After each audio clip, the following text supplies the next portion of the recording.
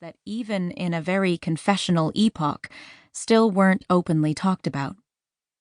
I'd run ideas past my editors and then go on a search for people who were willing to confide in a stranger and have their story shared. For about 2 years, from my office in Lower Manhattan, I immersed myself in conversations between people from a range of backgrounds and generations.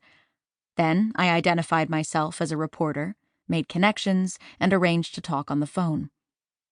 When they'd adjusted to my accent, I lived in New York for a decade, but I grew up in New Zealand, we would become familiar with each other and talk for hours. The conversations were confessional, raw, and intimate. We discussed their bodies, their sex lives, their deepest shames and desires. I was struck by how intimate our conversations were and the rapport we were able to build from a distance in a relatively short amount of time.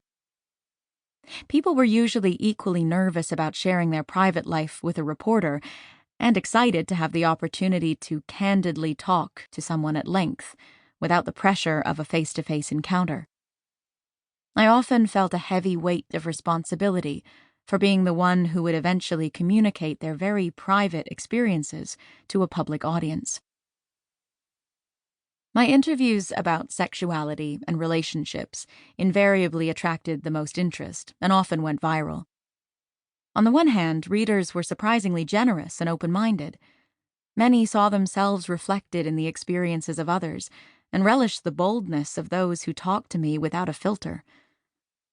But others responded angrily, condemning me for writing about taboo experiences, accusing me of normalizing undesirable thoughts and behavior.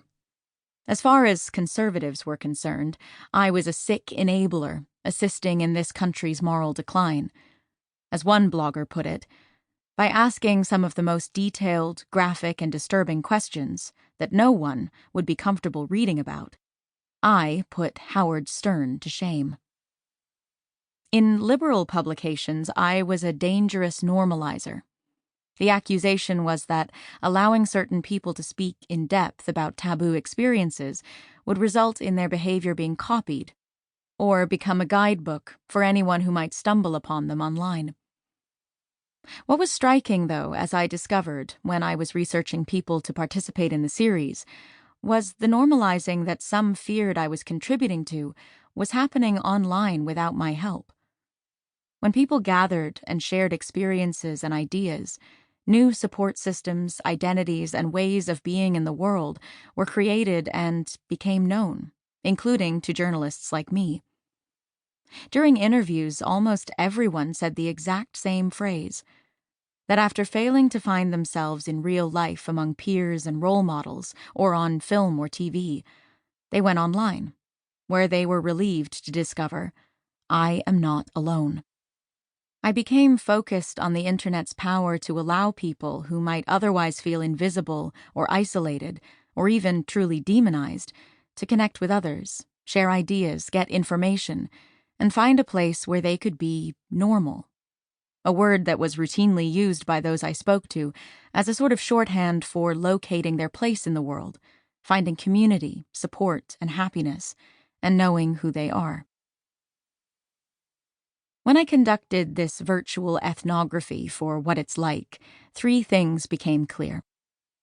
The first was the extent to which the internet was helping people who might have once lived closeted lives find community and come of age.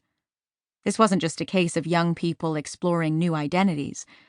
Coming of age could come at any age.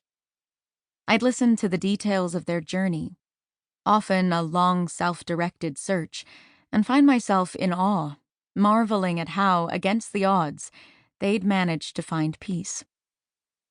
The second was how normal people become, even those living outside the bounds of what might be normal to you, after you spend some time listening to them and understanding their world, their choices, and their courage to embrace who they are without a clear map.